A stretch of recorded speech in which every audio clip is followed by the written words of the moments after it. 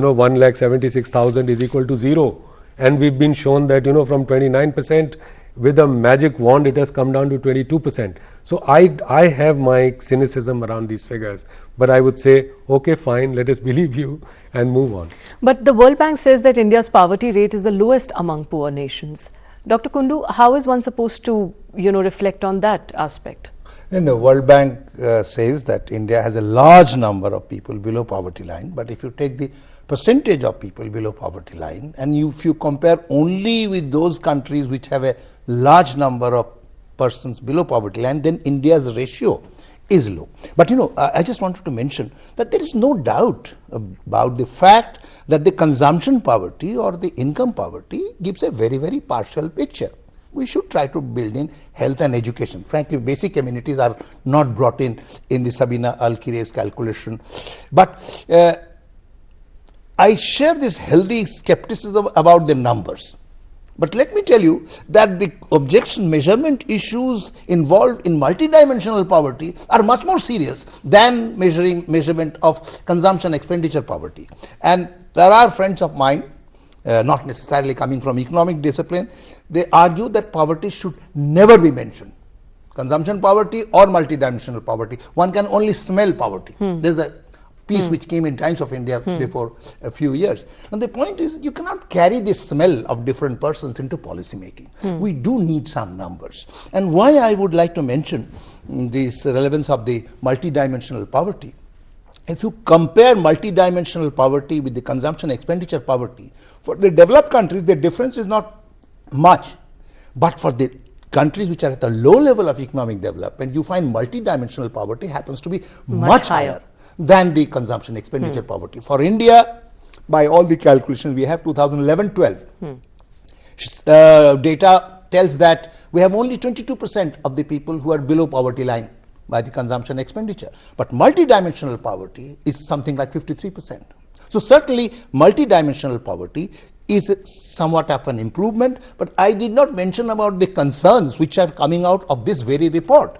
One important concern is that the 10% of the people who are still below poverty line, they are much more difficult to access. They are the ones who are regionally located at remote areas. They are in socio-cultural groups, caste groups, because Asia and Africa have that, the tribal groups, which are more difficult to reach. So although the figure is 10%, this inequality in access across different social religious groups is extremely important. Secondly, as I mentioned, that the multidimensional poverty for this section of population is extremely high. So there are concerns which are reflected in the report itself. And I do think that these concerns are shared widely in India, that although we are reducing consumption expenditure poverty, and we have met the target MDG goal of poverty reduction well ahead of the year of 2015, but there are serious problems in the health and educational dimension which need to be addressed. But do we really, I would say, incorporate the multidimensional aspect while estimating poverty in this country? Not really. There are estimates which we have prepared, which look at this broad, and the operational guidelines used for identifying BPL families is multidimensional. But in many ways, he's right that it's also quite difficult to cut. Let me just stress one more thing. What really matters is what these people see as deprivation also.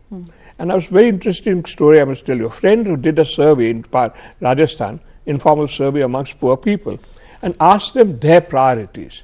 And these were people who didn't have enough for food, didn't have enough work, who had poor access to water, to all sorts of things.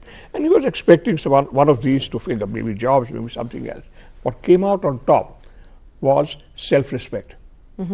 That the most important thing for them was self-respect. And that is why I think our focus should be to open up opportunities, give people a sense of their own worth.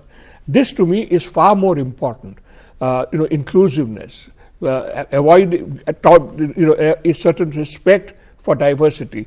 Amitabh, of course, did the study on the problem of the minorities and poverty. This is the other thing we should worry about. That if your poor people get identified with certain groups, then politically this is quite unacceptable in a democracy. It's a different matter if it is just spread out sort of evenly across regions, across groups. But once it starts getting identified and starts acquiring political salience, then we will start running into different. You know, Dr. Kundu, yeah, please. Can I just mention one thing? I think to be fair to the Planning Commission methodology which has been used to estimate poverty for 2011-12, Tendulkar Committee itself recognized the fact that health and education are not in